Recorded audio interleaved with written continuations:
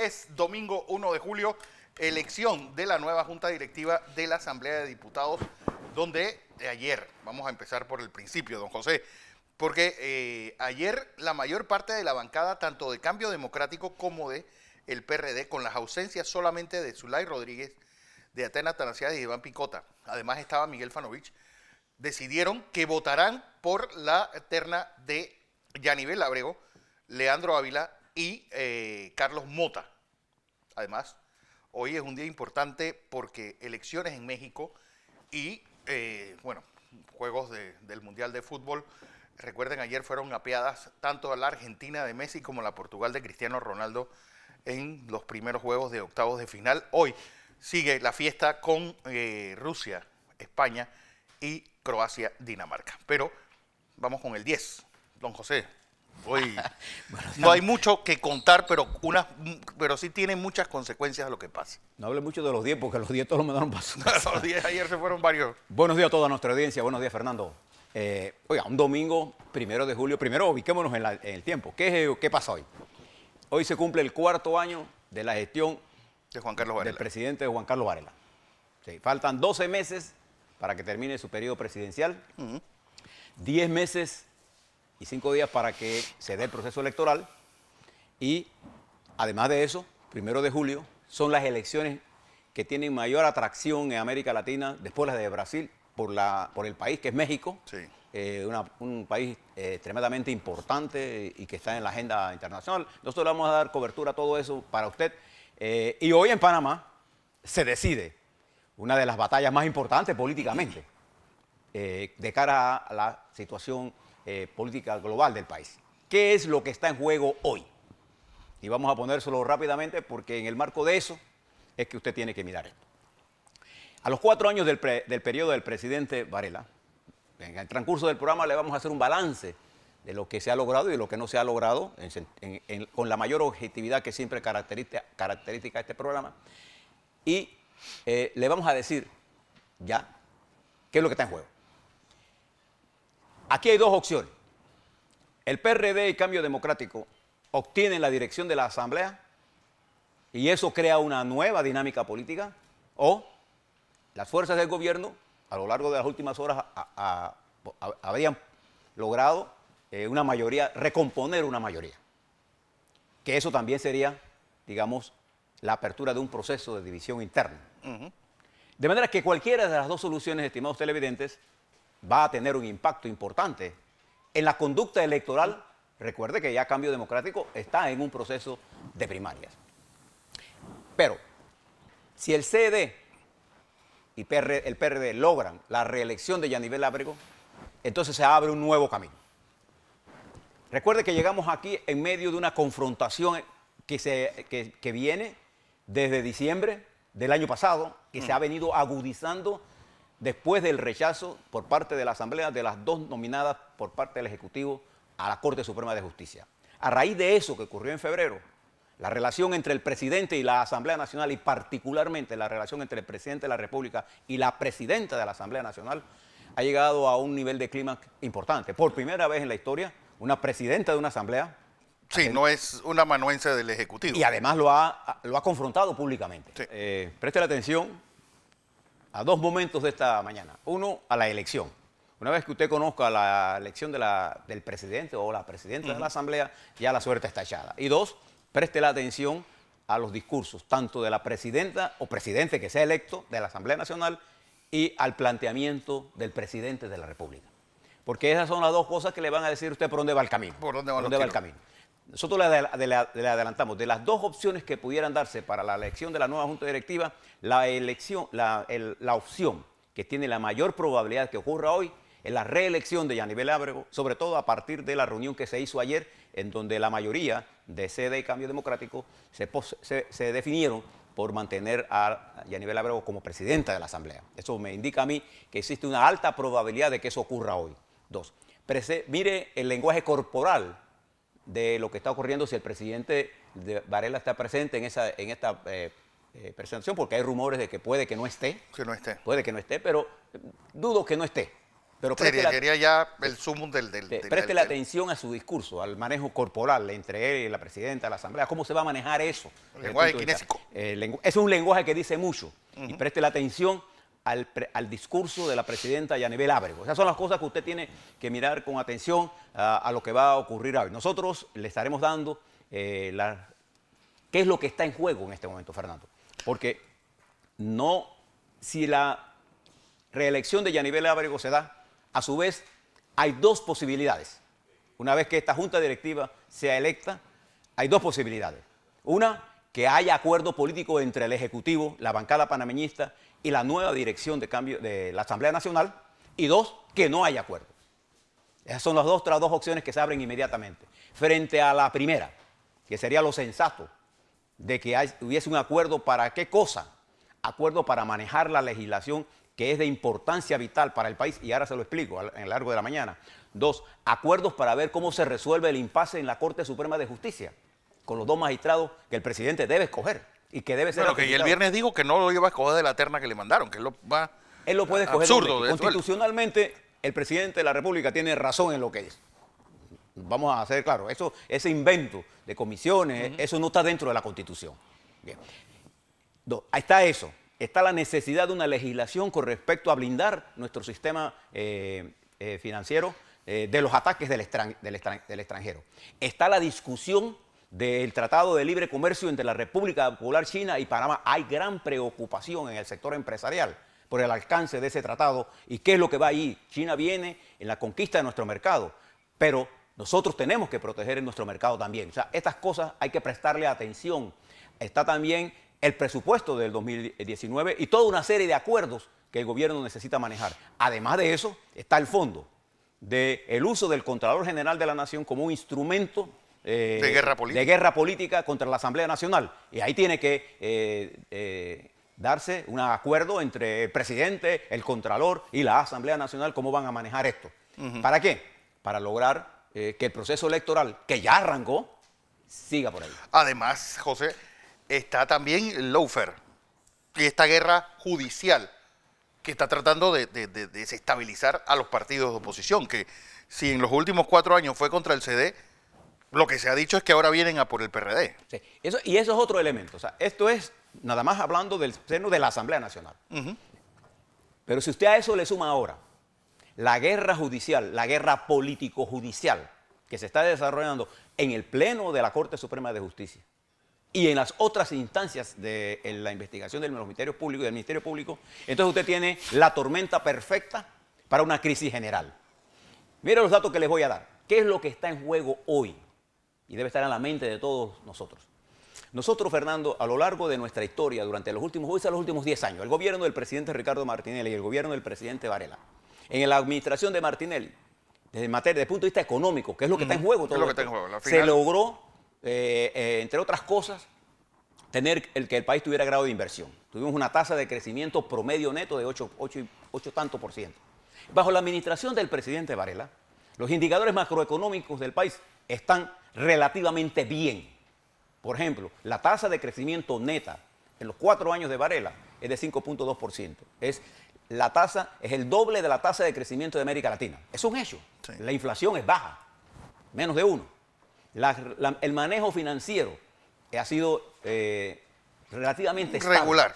Regular porque aumentó la relación PIB-deuda en 2 puntos. La tasa de desempleo también subió. Sí, pero, es decir, claro, ¿por qué? Está todavía dentro de lo desastroso que está el mundo. Sí, vamos a ponerlo así. Porque con una tasa de 8,5 a una tasa de 5.2, y usted lo sabe por su profundo conocimiento en materia de política económica, cuando el crecimiento cae, obviamente eso implica el desempleo. Eso es una realidad.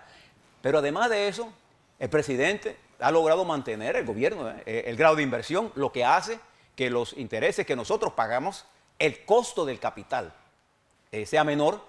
La inversión directa extranjera en Panamá para este año ha sido excelente. Son 5.319 millones de dólares. A lo largo de los 4 años de Varela ha sido de 19 millones de dólares. 19.000 millones. 19.000 millones de dólares. Esas cosas son importantes. Pero ¿qué es lo que está pasando ahora mismo?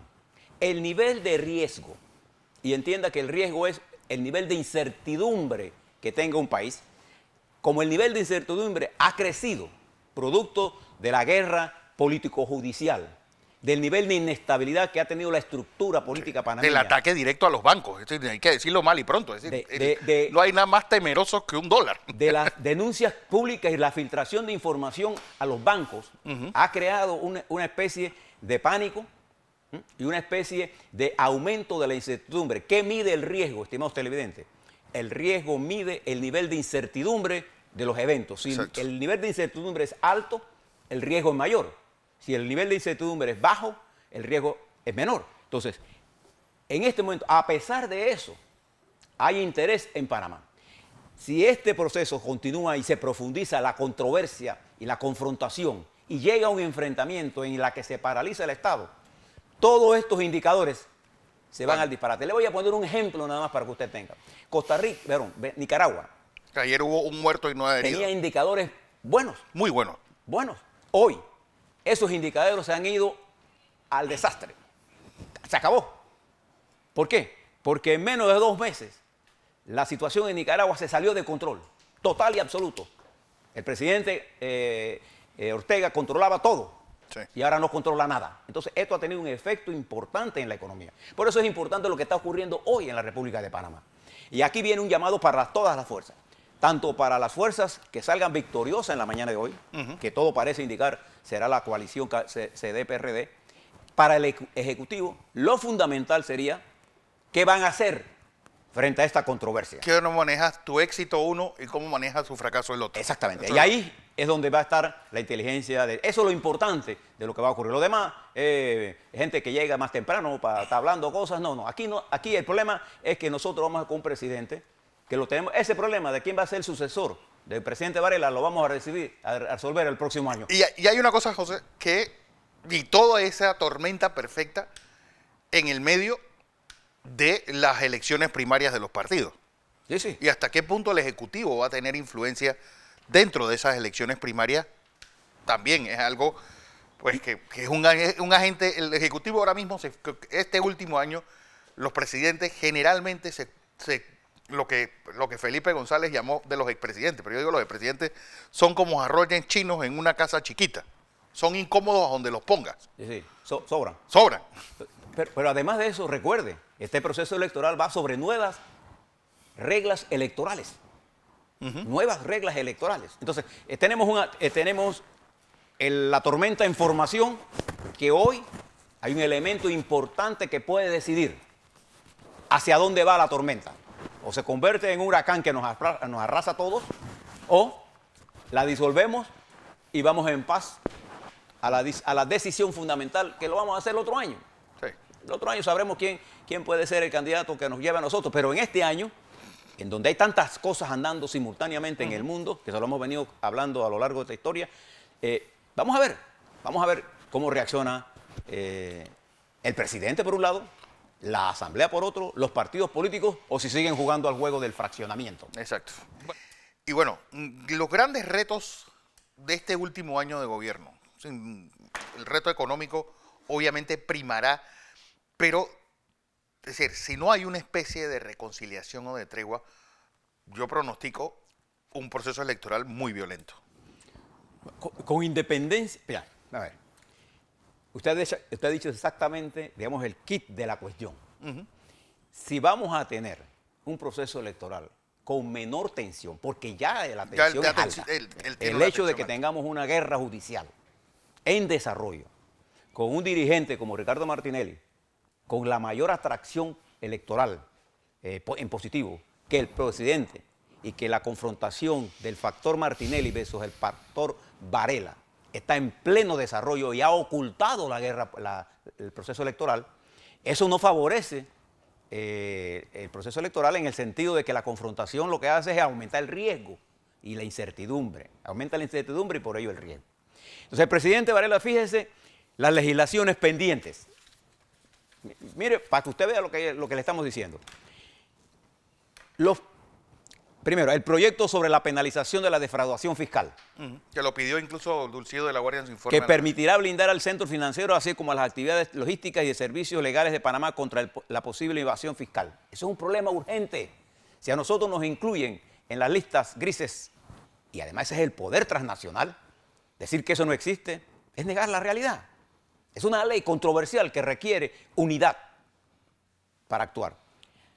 Y responde a la recomendación del grupo 3 de la acción financiera. Panamá no cumple con la recomendación que requiere que se certifique el delito fiscal como procedente del blanqueo de capitales en este momento. No lo cumple. 2. La ley para la modernización del sistema financiero internacional de Panamá. Es decir, el actual sistema financiero panameño está ya obsoleto, Fernando. Necesita nuevas propuestas para mejorar la oferta y lograr que nuestra juventud preparada tenga acceso a empleo de alta calidad.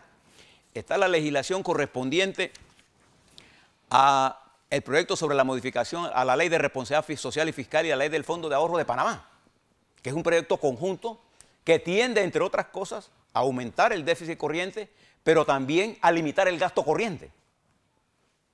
La Ley de Presupuesto Nacional, la ratificación de los 2 magistrados de la Corte Suprema de Justicia y toda una serie de cosas que son fundamentales para estabilizar financieramente al país en el momento en que el mundo en general está en una especie de confrontación global, para hablarlo ya, para meter nosotros en el plano internacional. Entonces, el presidente, para poder lograr esto, no lo puede hacer con su bancada de 19 diputados, no, ni lo puede hacer financiando extraoficialmente o por debajo de la cama a diputados.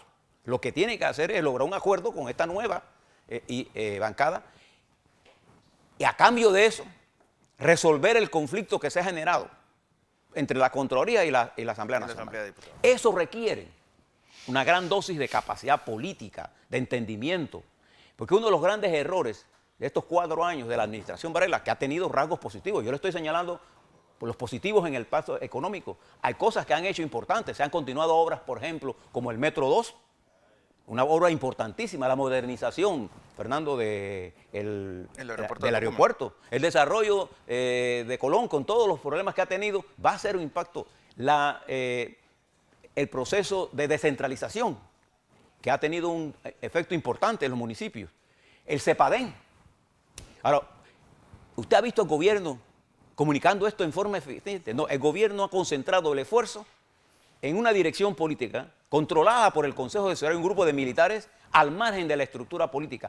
Pocas diálogo entre el Ejecutivo y las fuerzas políticas del país, entre los partidos. ¿Usted ha visto alguna reunión oficial del presidente Varela con los partidos de oposición? No, ninguno. ¿Usted ha visto un debate entre el presidente Varela y el sector empresarial? ¿Alguna reunión real entre el Ejecutivo y los trabajadores del país? ¿No? No, es que, entonces, es que ni siquiera, José, ha habido una reunión del presidente Varela con su propio partido panameñista en estos 4 años. No, porque es que han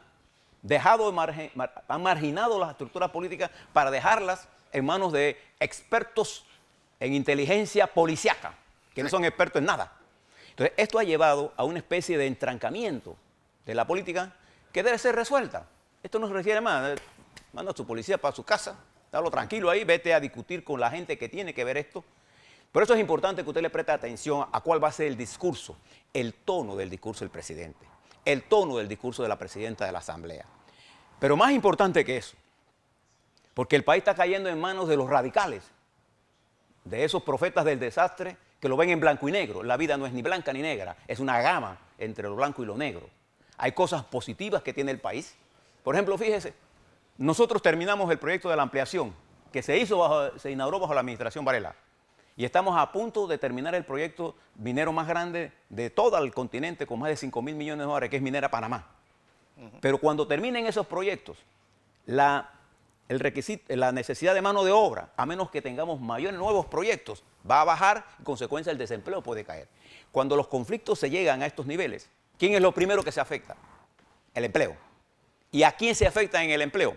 A los jóvenes, a las mujeres en particular. Entonces, estas son las cosas que deben resolverse ahora, porque un daño ahora, una no solución ahora, no la va a resolver el próximo presidente inmediatamente. Le va a tomar 1 año. O sea que la crisis podría prolongarse 1 año y medio a lo que ya viene. Por eso es importante que se resuelva el problema. Yo creo que hay que deponer la actitud esa de prepotencia, yo soy el presidente, sí, nadie duda que el presidente O sea, Varela es el nadie presidente. nunca ha dudado de eso. Además, hay que ser un torpe para creer que es del interés del país que el presidente Varela fracase. Yo creo que lo interés del país es que el presidente Varela termine su gestión en la mejor forma, pero también es del interés del país que la justicia sea puesta en su justa dimensión. Esta semana arranca todo un proceso, la Corte se ha empantanado por una decisión de un juez de garantías que insiste en mantener un proceso en la Corte cuando ya no tiene competencia la Corte. Vamos a ver qué decide la Corte, o la Corte decide llevar esto por el camino de la constitucionalidad, o la Asamblea va a tener que actuar. Y hoy, mírenle también atención a por cuántos votos gana Yanivel Ábrego. Y cuáles son los 2 o 3 votos que podría perder.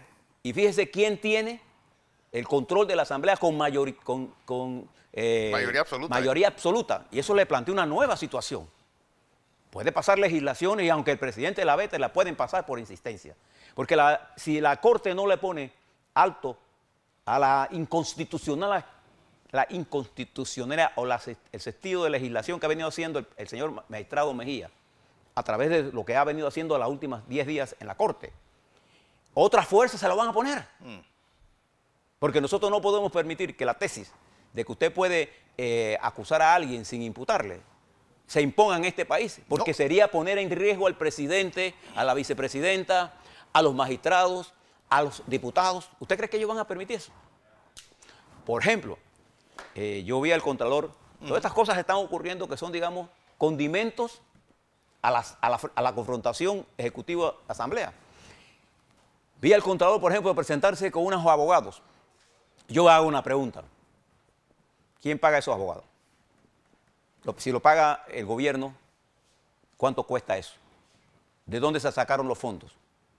¿Nosotros no tenemos derecho a saber eso? Claro que tenemos que derecho. ¿Por qué? Porque el Contralor tiene un equipo legal para resolver estos problemas, porque todo lo que tiene que hacer es llevar eso allá, presentarlo y la Corte valorarlo. ¿Para qué necesita un abogado? ¿Y cuánto cuesta ese abogado? Abogados particulares. Bueno, un conjunto, porque cuando presentó la denuncia contra la señora presidenta de la Asamblea, también había un abogado. Entonces, todas estas cosas están ocurriendo y eso hay que resolverlo, porque seguir en lo mismo. Además, el electorado está cansado, hastiado de esta confrontación. Fíjese este mes, ¿cuál ha sido la diferencia de este mes de los panameños? ¿Cómo los panameños han disfrutado el Mundial? ¿Por qué? Eso somos nosotros. Gente feliz, gente que nos gusta ser feliz, gente alegre, gente sin suficiente confrontación social que nos separe. Aquí nosotros podemos manejarnos bien entre los pobres, los ricos, los medios, los blancos. Nosotros somos un país de paz. Y hemos vivido en medio de una confrontación que ya nos tiene en tensión.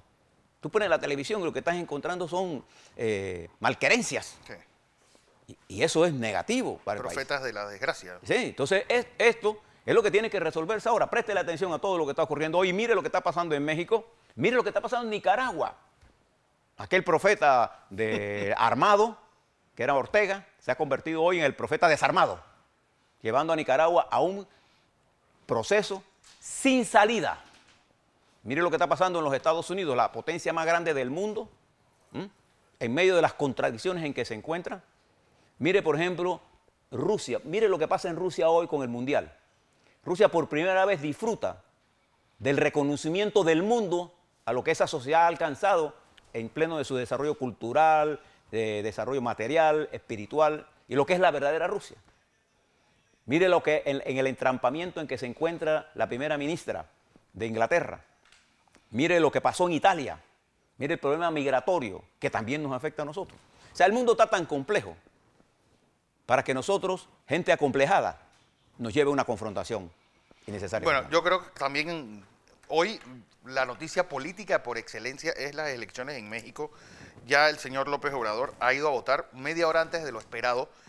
Recuerden que hoy en México 89.3 millones de mexicanos van a elegir un presidente, 500 representantes, van a elegir a 128 senadores y hay 5 estados de la Unión Mexicana en juego, 1.600 alcaldías, 972 diputados locales en los 23 estados. Así que una macroelección hoy en México donde Andrés Manuel López Obrador es la gran incógnita y sobre todo de este grupo político que lo está apoyando llamado Morena.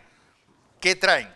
¿Quiénes están detrás de López Obrador? Es la gran incógnita que se hacen hoy en México y si el segundo en discordia pues podría recortar esa enorme distancia que hay entre un presidente de centro izquierda y un MEA de que es alguien, pues una especie de pájaro pinto que camina entre el centro y la derecha, viene del PRI, como todos en México, y pues la gran incógnita es cuál va a ser el futuro de la segunda economía más grande de América Latina y en su momento, realmente el muro de contención cultural de Estados Unidos hacia América del Sur.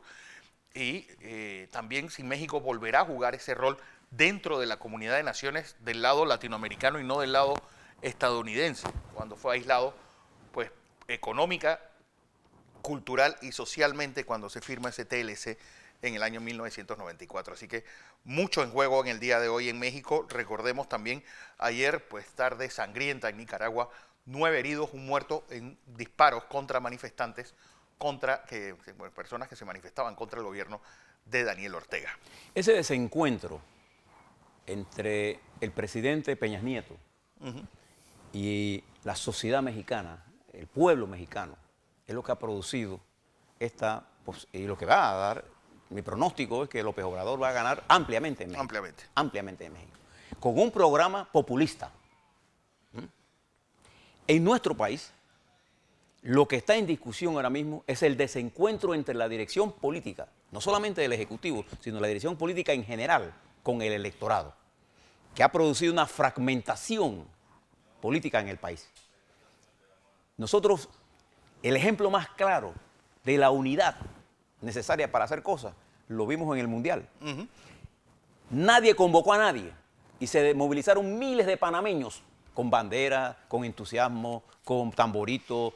Sí, sabiendo que era una selección con muchas limitaciones, pero lo importante era pues aupar el nombre de Panamá más allá de lo deportivo. El impacto de esta población y de nuestra gente allá en Rusia, que lograron colocar a Panamá en el plano perspectivo, no como potencia mundial de fútbol, sino como un pueblo alegre, capaz de disfrutar de lo que hace, que al final de cuentas... Para eso es el deporte. Para eso es el mundial. Exacto. Entonces, si nosotros fuimos capaces, si nuestro pueblo le está diciendo a los dirigentes políticos, hombre, así es que es la cosa, ¿qué hiciste? ¿Qué sentido tiene que nosotros sigamos por el camino cuando nosotros hemos construido tantas cosas? Mira, aquí tengo, Fernando, las cifras.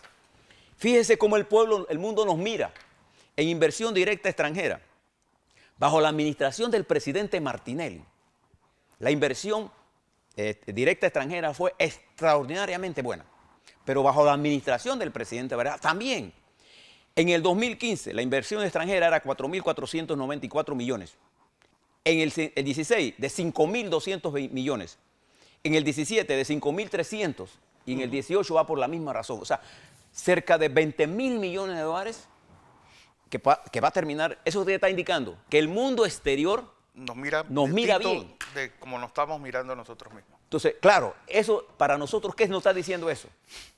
Que nosotros hemos perdido la brújula porque tenemos dirigentes que están más interesados en destruirse mutuamente. Esto es muy parecido a la crisis del 68, en donde la oligarquía panameña se dio el tupé de juzgar presidentes. La Corte se convirtió. ¿Y quién decidió el destino político? La Guardia Nacional. Y meses más tarde, cuando Arnulfo Arias asume el poder, ustedes recordarán, Arnulfo Arias cuando es electo presidente, ya confirmado. Descabeza totalmente la Guardia Nacional. No solamente eso, decide quiénes son los diputados. Decide quiénes son los diputados. Descabeza la Guardia Nacional y él recibe un golpe. 11 días después. Entonces, pero había una fuerza capaz de eso. En este momento Panamá no tiene una fuerza hegemónica para definir el camino. No, entonces no hay árbitro. Lo tenemos que tener. No hay árbitro y por eso tenemos esta anarquía. Y por eso es importante que usted mire lo positivo. ¿Qué cosas negativas tenemos nosotros? Nosotros tenemos una economía, Fernando, una economía que ha privilegiado a los más ricos. Y tenemos una economía que no tiene equidad. La riqueza se reparte desigualmente. Tenemos más de 400.000 personas en el mercado informal. Bueno, hay que entrarlos a ellos al mercado formal. Necesitamos un liderazgo político que rompa el fraccionamiento para lograr la unidad. Necesitamos un liderazgo político que entienda que la confrontación no es el camino. La justicia requiere objetividad en el manejo de las cosas. Por eso la justicia tiene que ser independiente del Ejecutivo y de los policías. Sí. La justicia la tiene que aplicar el sistema judicial a través de un ministerio público independiente, a través de una Corte Suprema de Justicia con la capacidad de actuar como jueces y no como fiscales. Entonces aquí lo que está pasando es que la guerra económica interna en el país la han trasladado a la vida política y han destruido la institucionalidad. Ojalá esta coyuntura, esta situación de hoy, sirva para entenderlo. Si no, usted tiene un arma, que es su voto. Usted tendrá que pensar en aquel hombre o aquella mujer que tenga esa capacidad de componer, de liderar, de unirnos, así como lo hizo el fútbol. Estos muchachos humildes contribuyeron a recordarnos, Fernando, el país que tenemos. No es que seamos una potencia mundial, no. El mundo hoy se maravilla de Panamá. De cosas buenas. De cosas buenas. Recuerde que hace 2 años el mundo nos estaba mirando a nosotros por los papeles de Panamá, por lo que hizo los Estados Unidos con destruir al señor Wackett. ¿Te recuerda eso? ¿Así? Hoy el mundo nos recuerda a nosotros como un país alegre, como un país unitario, ¿no? Vaya a ver lo que pasa en Argentina con la derrota de ayer. Lo que quiero plantearle, Fernando, es que hay un... O lo que pasó en Alemania. Sí, sí. Que bueno, pero es que ahí hay otras razones. Pero le dijeron... De todo. Un titular que ustedes son lo peor que le ha pasado a Alemania desde Hitler. Es decir, que cuando tú mencionas a Hitler en Alemania, es un insulto, pero... Sí, sí. Es más, ellos procuran no mencionar a Hitler. Pero procuran no mencionarlo. Mencionarlo porque cuando alguien hace alusión a Hitler, está hiriendo a Alemania. Les dijeron, ustedes son lo peor que le ha pasado a Alemania desde Hitler. Así que y cuando vienen esos batacazos, generalmente en el deporte mayoritario, es que la gente, pues, es como si despertaras de un sueño y que recuerdas todos los problemas que tiene la sociedad. Así que... Y este desencuentro, Fernando, que le estamos hablando a ustedes, de gobierno se debe a lo siguiente. Usted ha visto, y usted es periodista, ¿usted ha visto alguna política de comunicación del gobierno? 4 años en los cuales no ha habido comunicación. Nada. Nada. No ha habido comunicación. Como consecuencia, más cosas le digo yo a favor del gobierno que lo que dice el gobierno de ellos mismos. ¿Usted ha visto al gobierno realmente defendiendo su desempeño económico? ¿Usted ha visto al gobierno defendiendo su obra? ¿Cuántas veces el presidente Varela ha visitado el Metro 2? Que es la obra emblemática de su gobierno. Más importante para mejorar la calidad de vida de miles de panameños. ¿Cuántas veces él ha ido? No solamente esto, José, sino esta gente ha estado más por comunicar la destrucción, descalificar, que calificarse a ellos mismos. Hay un informe del Colegio de Abogados con respecto a las decisiones que tomó la Comisión del Pacto Ético por la Justicia. Fíjese lo que le voy a decir. En esa Comisión del Pacto Ético por la Justicia había una representación del Ejecutivo que se retira porque ellos iban a nominar. Claro. Y de la Corte que se retira porque además ellos los que se iban a escoger iban para allá. Iban para allá. Y había una representación de la Asamblea Nacional, que es Ana Matilde, que se queda. Que se queda. Ella debió retirarse. Porque le va a tocar votarlos acá. Entonces, fíjese lo que hace. Se hace una evaluación eminentemente subjetiva. Y yo coincido con el informe que presentó la señora Procuradora General de la Nación, Kenia Porcel, en el sentido de que esa evaluación es incorrecta. Pero aún así, cuando van a decidir cuáles son las recomendaciones, que nadie le había pedido esas recomendaciones, se monta una conspiración y 4 de los 5 o 6 representantes que estaban ahí bajo el liderazgo de la señora Ana Matilde Gómez deciden que cada cual proponga 3. Entonces, ¿para qué cariño hicieron las evaluaciones? Si hubieran hecho las evaluaciones por puntuaciones, el resultado incluso hubiera sido otro. Wow. Entonces, a mí no me extraña que el presidente Varela, y yo coincido con él, en realidad eso es un engaño. Porque la señora... Bueno, pero es que a la larga eso es un globo inflado desde los medios de comunicación, sobre todo desde el diario La Prensa, y con estos charlatanes que juran que ellos están por encima de todo el mundo. Y quieren gobernar un país sin tener que ir a elecciones. Sí, entonces, No olvidemos ¿a eso. quién escogieron? De los 6 representantes Todos son del sistema, ¿impulsado por quién? por los que los conocen. ¿Sí? Entonces, yo lo que quiero decirle es que esas son las cosas que usted debe saber.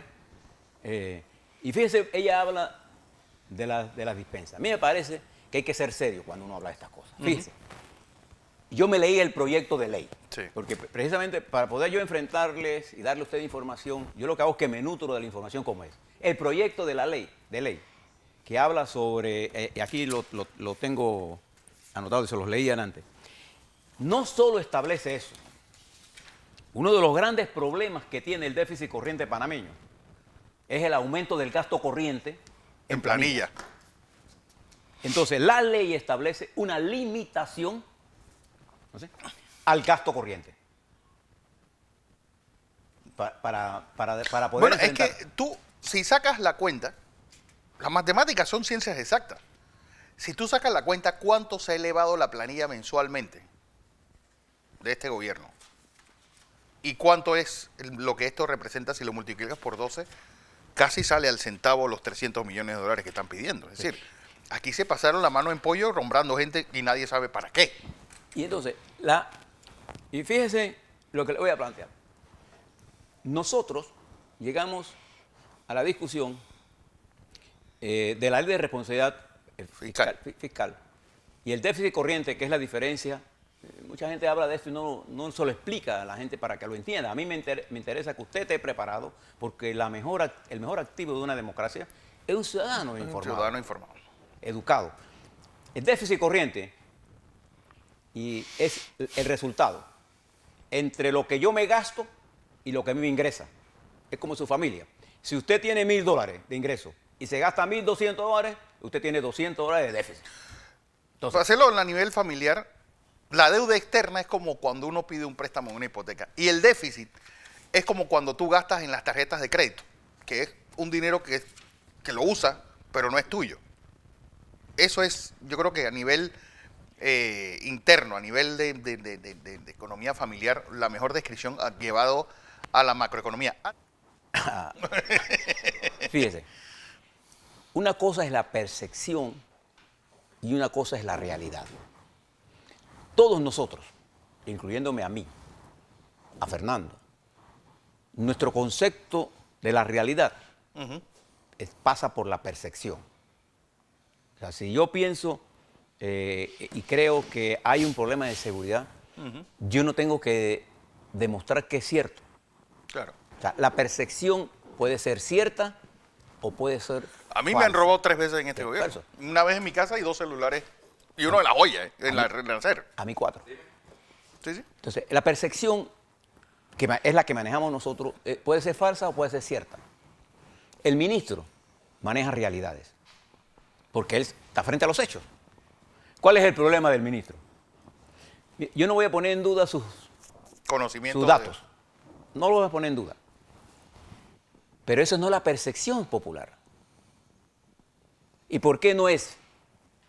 ¿Por los medios de comunicación? No. Por la falta de una comunicación integral del gobierno para abordar el tema de la seguridad.